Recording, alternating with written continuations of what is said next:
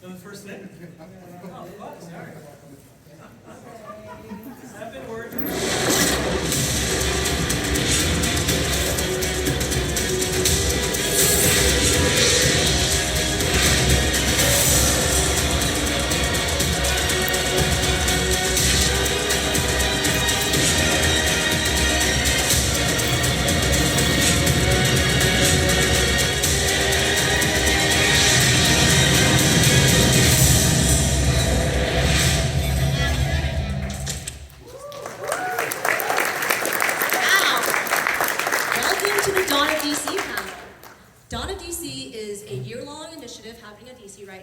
In which we feature over 20 epic new creative storylines across both brand new and ongoing current series alike. Meaning it's a perfect jumping on point for readers right now. We're also going to celebrate our classic characters in fresh and exciting ways that remind all of us why we love these characters so much in the first place.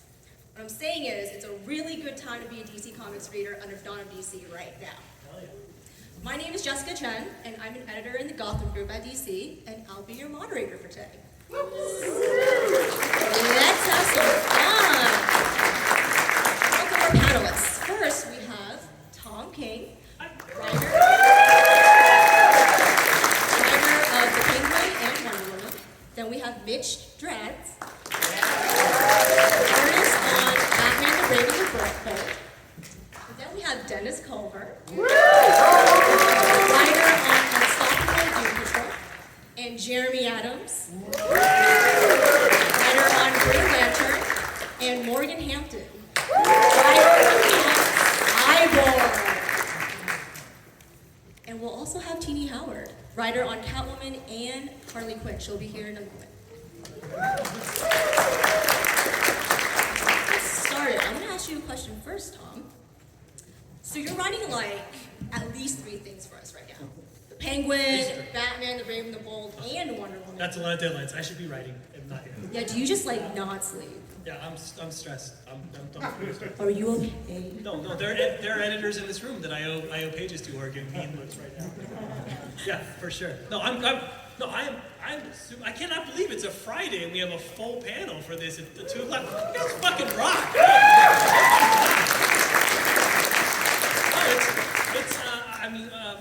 This is a DC renaissance. I mean, I think DC has incredible energy right now, and with Dawn of DC, we're launching these books as the best they can be. I'm fucking psyched. I'm glad to be here. I'm happy to be here. I wish I was writing 4 books.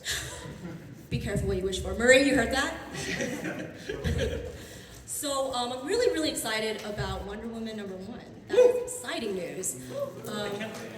It makes me very nervous when you call it #1. Yes, Brittany Holzer, the editor on the book, she's told me all about it, and I'm just like, wow, that's really exciting. What does it mean for Wonder Woman to be an outlaw? That's what she told me. Can you speak a little bit more about that? Yeah, I mean, Wonder Woman's very hard. It's a hard character to write, I think. And so I was looking at her, I was very intimidated by this and trying to think of what makes her sort of different. I've done Batman, I've done Superman, what makes her different. And to me, Batman's someone who fights crime, just kind of enforcing the law. Superman is, sort of this ideal American dream character. But Wonder Woman, from her very origin, from day one when Marston created her, she was a rebel. She was against sort of the standard, against the status quo. She was someone who, looked at the way the world was and said, I am different, and I am awesome because I am different, and I can change the world because of that. And so I wanted to put her outside of the system in a way that Superman and Batman aren't, where she is against the system and against sort of the big momentum that propels us forward. She's the rebel. She's the outlaw. That's where I wanted to put Wonder Woman. Because I thought that's what makes her cool. I want to see her bashing some tanks. I want to see her telling people, no, the fucking world can be a better place and I can make it that way. So that's where we put her. No pressure. Yeah, no pressure, yeah. One of the things I read about is, for Wonder Woman specifically, you created some sort of a Bible. And it was inspired by, your 12-year-old daughter dressing up as Wonder Woman and stuff.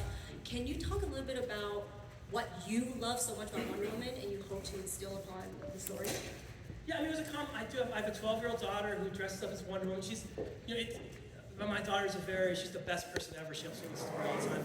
She's more of a tomboy. She's a soccer kind of player, but she still loves princesses, and she loves sort of that story of like how a princess can, take power and grow. So I wanted to write a book that was for her, but sort of, for both that someone she could admire, but someone who's also kind of had an edge that she kind of thought was a little dangerous, because that's kind of what she likes. She likes Hunger Games, like that kind of character, like Katniss. Where Katniss is not, she fights back, she's badass, but she's also kind of a cool princess. I don't know, but that's what I was trying to make. Yeah, but also I did so much research, and I read a bunch of blogs, a bunch of Twitters of people talking about what makes Wonder Woman great and all that stuff. So I wrote basic kind of rules, like Wonder Woman's a rebel, and stuff like, she's been with a sword for so long. I was like, no more sword. I want her to have a lasso. I want it to be like Indy's whip, like as cool as that. And I love the tiara. I want to do the tiara. I went back and watched the Linda Carter TV show. Goddamn, Linda Carter is the most superhero-looking person who ever is on this earth.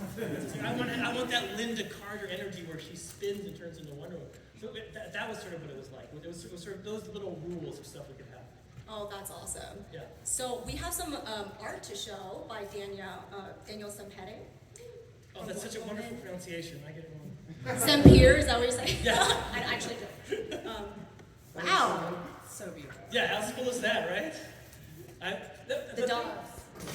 Yes. Yeah. I mean, of course. So with Wonder Woman, I do a lot of books they're really about men looking down their own, belly button and crying. So I do lots of books like that, which I love. They're wonderful books. But I do another kind of book, which is the Supergirl book and the Superman Up in the Sky book. Congratulations. Oh yeah, that's awesome. But the point of those books is just to make those characters as awesome as they can be. Every page is, wow, how awesome is Supergirl? And that's what this book is. It's in that tradition, not sort of the sad, crying out the window tradition. And for that, I wanted an artist sort of, in the Jim Lee mold, in the Todd McFarlane mold, I know I'm old, I'm sorry, but these were the heroes of my childhood. In the Rob Liefeld, people that when you read the comic, you get up and you start punching the air because you feel like you're inside the comic. And that's what Daniel's perfect for that. That's exactly what he gives you. He makes you want to play the game. It's like, you want to be Wonder Woman in this book. And Danny just came out drawing Dark Crisis, and so he's also really excited to just draw not 500 characters on a page. So I'm really excited to see what he does on Wonder Woman. Yes, I never have all the lanterns are never on one page in Wonder Woman. Yeah. So you're also writing the Penguin. Yes. Exact opposite of Oh, Wonder just Woman. and the premise is pretty cool. Also played by Linda Carter. Spin and turn. Yeah. Also, we definitely incorporate that. Yeah. The premise is pretty cool.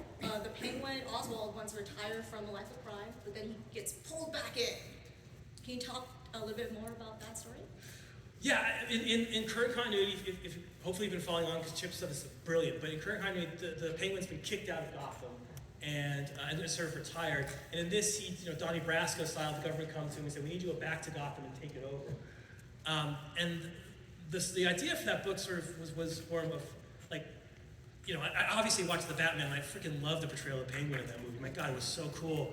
And the idea of Penguin as, like the Scorsese Penguin, like the Godfather Penguin. And I started thinking about, Penguin is the crime boss of Gotham City, and he operates there with Batman, who is, in my opinion, could take out Galactus, but can't take out Penguin. That amazes me that he must be so evil and so careful and so planned. I was like, this guy is, he's an 800-pound gorilla in the DC universe. He goes where he wants to go. So that I started from that. How did this guy run crime in Gotham under Batman, and how does he get back into it?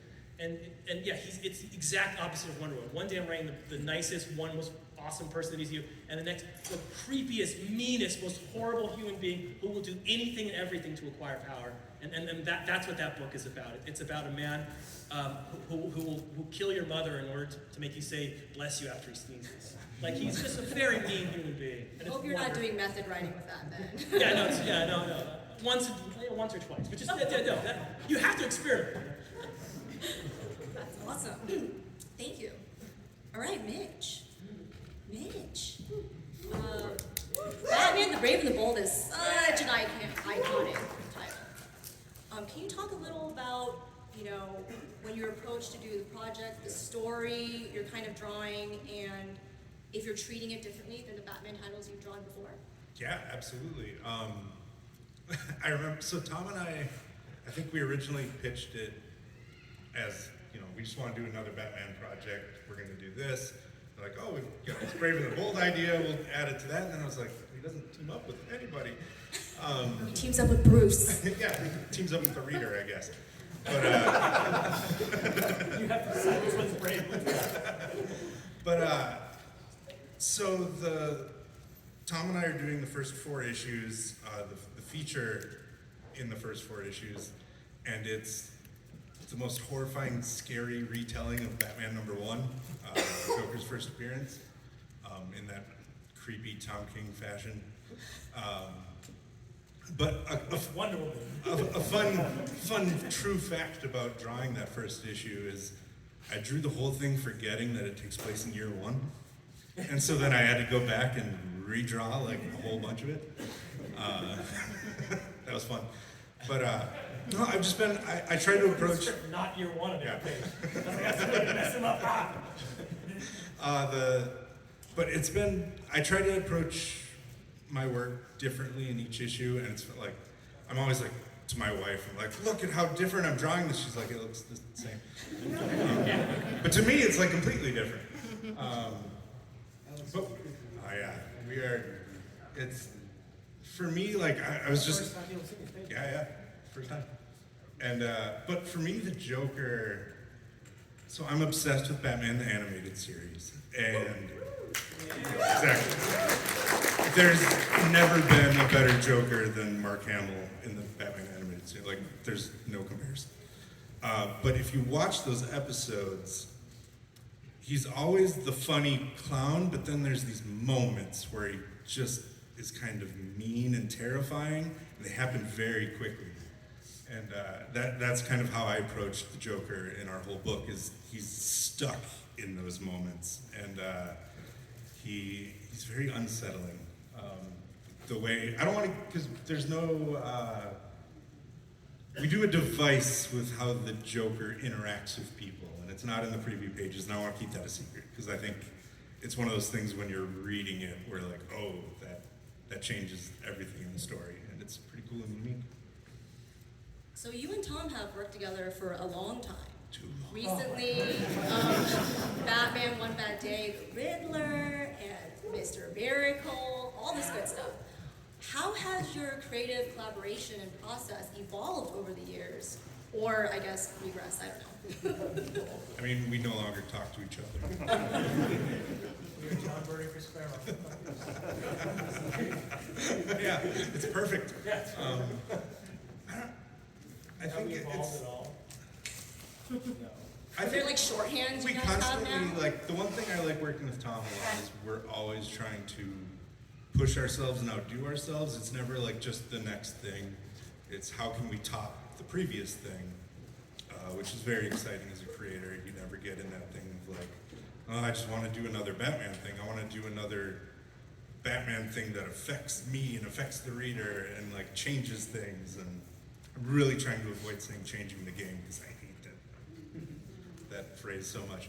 But I think Tom and I we have the shorthand that's been developed for years, and I think it's a lot of like, we understand each other without saying things, which is creepy. I will times I'll be like, I need them to talk for 2 pages. Do you want it to be Batman swinging through the air or Batman driving the Batmobile? Or what do you feel like drawing? And then this time you said I want to draw Batman getting out of his car for 2 pages. What could be more exciting to the reader? Getting out of Comic the show car. you what nothing else can. So